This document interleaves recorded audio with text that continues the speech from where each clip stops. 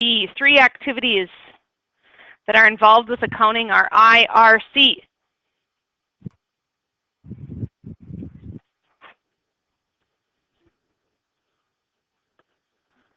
The first step of the accounting process is to identify economic events. If that's what you have, I'm happy with that. Interviewing a potential candidate, even hiring the candidate, isn't an economic event that affects our bottom line. When we pay them, when we give them a company car, that kind of stuff does. What you need to know about are, I hope the word is there, well, keeping of a chronological diary is bookkeeping. That's the accountant pushing numbers. Recording, and again, some places have very sophisticated equipment that they can scan something and boom, boom, boom, boom, boom, that sale goes everywhere. Some are a mom and pop type shop that they physically write down everything.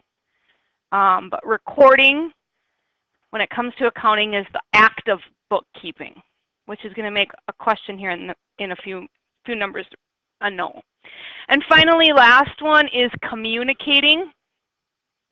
And just what you need to know there, and it kind of leads into our next question. Internal and external users want to know our money story. Inside, the marketing department can't plan something like ribs and rides if Superior is not doing well. And that needs to be communicated through the finance department. And are we hiring? Are we firing right now? Where are we at with sales? Well, then we can have a party. Okay. Outside of the business, who's invested in us? Do we have a silent partner that needs to kind of know what's going on? If we're a publicly traded company, our stockholders, our shareholders are entitled to know what our business records are. And I always feel like customers, although we can't tell us, here's how much money we made today and this week and this month, have a vested interest in our financial health. Okay. Number 3, who are internal users? All the different people inside of our business. Internal, is that what type of accounting? Managerial accounting. Managing our people, managing our business, managing, of course, our money. Number 4, financial accounting refers to our external people outside of the business. Creditors are people we owe money to. Why do they care about our financial health? They want to get paid. We better pay our bills.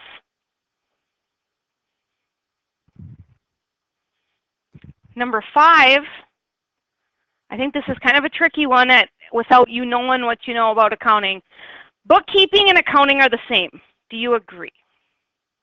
You just found out that bookkeeping is the R. Hence the reason this question is no. Bookkeeping is only the pencil pushing. It's the accountant sitting there plugging stuff in at their desk. That's one small part of the giant story of a business. I, R, and C is accounting. And going back to the first question, accounting is everywhere. If our school's not doing well, the bus drivers are going to need to know that and maybe need to combine routes. Or Mr. Ekron's going to need to know that as he maps out our activities in athletics. And so everybody is a player in the financial story. Bookkeeping is just simply the act of doing one part or the bookkeeping of accounting. Number 6, Trenton Travel Agency purchased land for $90,000 cash on December 10th, 2014. At the end of the month, the land's value increased to $93,000. What amount should be reported for land on their balance sheet? This is kind of a hard question because you don't know a ton about balance sheets yet, other than what you've read. I'll talk about them on Friday. We got to write down on our balance sheet what we paid for it.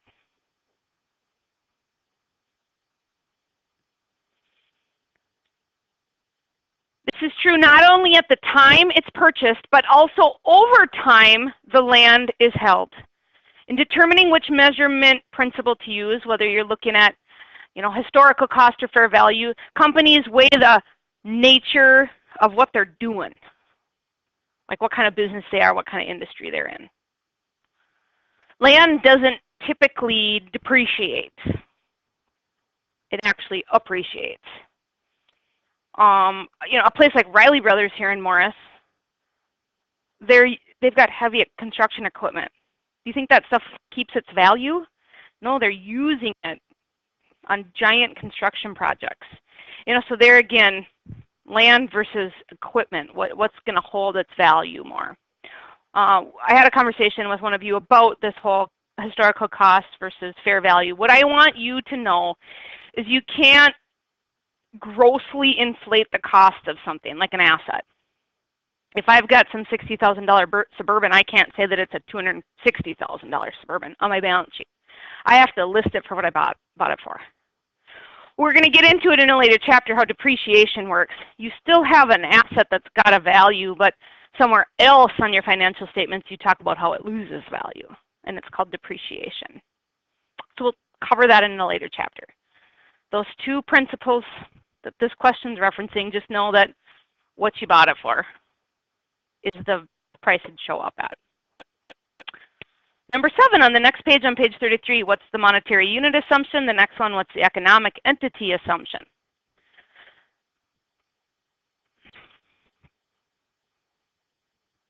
The monetary unit assumption is about money. Just because a doctor is amazing or terrible doesn't sway the price. Like I can't say, I'm going to go pay this for the doctor visit, but I want to, like they're so amazing. Like, can I pay more? No, it's the value, and it only can be expressed in money. On the economic entity assumption, the owner's personal life and business life need to be kept separate. Again, I mentioned this yesterday, but if I'm a dentist and if I'm trying to think that it's okay to buy a snowmobile for our dental office, that doesn't make sense, even if I want one. Okay. What can I answer about those 8? Then let's get into the last one, the last couple. Number 9, what are the 3 basic forms of business organizations? And I know Mr. Greenwald talks about this too. Sole proprietorship, yep. What's another one? Partnership, thank you. And the one that we're not going to cover in this class, corporations. Partnership, could all of us form a partnership? Or does it have to be just 2 people? All of us could. There are benefits and drawbacks to all of them. We're not going to really talk much about partnerships till chapter 12. Everything we'll do is a sole proprietorship up until then. One owner, one owner's equity, one drawing, which we'll learn what those mean here tomorrow. Finally, number 10, Rachel Hipp is an owner of a successful printing shop. Recently, her business has been increasing, and she's been thinking about changing the organization of her business from a sole proprietorship to a corporation. What are some advantages that she would benefit from if she were to become incorporated? She relinquishes the owner title, and instead, who are the owners in a corporation? All the stockholders, all the shareholders, okay? She doesn't take the hit when the business is doing poorly. Instead, all those stockholders or shareholders, those 2 terms can be used interchangeably, absorb that, the good times or the bad times. Just remember, tell me how SOX impacts corporations. What is SOX? This is going off the record here. You guys remember what SOX is? Keeping companies ethical, ethics, legislation in place to keep these corporations more transparent, leading with their heart instead of their personal pocketbooks. Okay. The The private sector is a little bit different, but it still can get ugly, and I think ethics still needs to play a huge part there. All right, let's do the exercise. Now here's why I stopped here. The next few questions have to do with the next few sections of the book. Okay, we'll do a few more questions tomorrow. We're going to just keep doing a few more end of chapter stuff relating to this. So I'm going to pop ahead to the bottom of page 35. I am going to justify why I'd add some different letters up here. The first one, analyzing and interpreting information. The answer key says C. I honestly think it could be all of them. Because here are our options. Identify, record, which we know is bookkeeping, the actual art of accounting, and then C. I think that statement could be all three.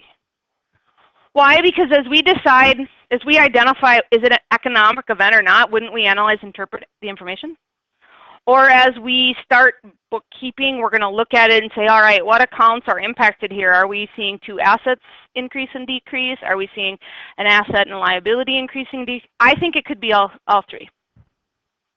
And I go off the record here when I'm grading tests too. If I think, when I take the test, and I always take the tests,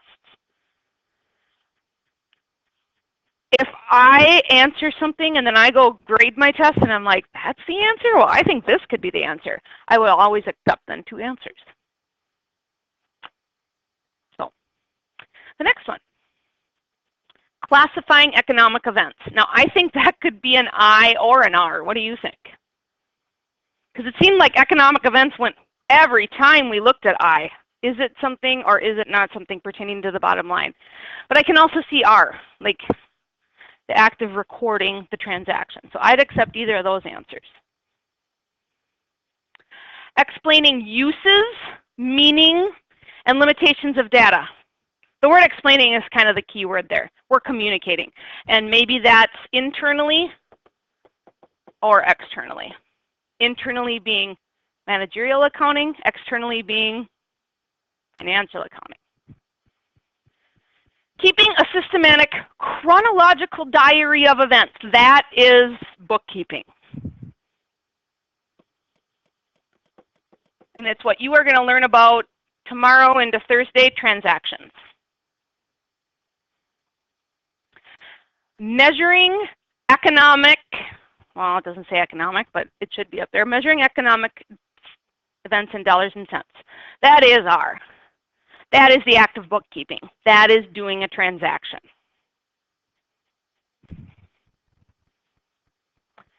Preparing accounting reports, definitely C. It's the idea of communicating our money story through financial statements. Is that our bell? Okay. If you want to take a picture of that and then cross-reference, we are not going to have a ton of time to go through answers, so I would take a peek at this or take a picture of it. It'll be on the recording if you want to watch it. But I do want to go into sections 3 and 4 in the next 2 days. So nice job today. You guys work very independently.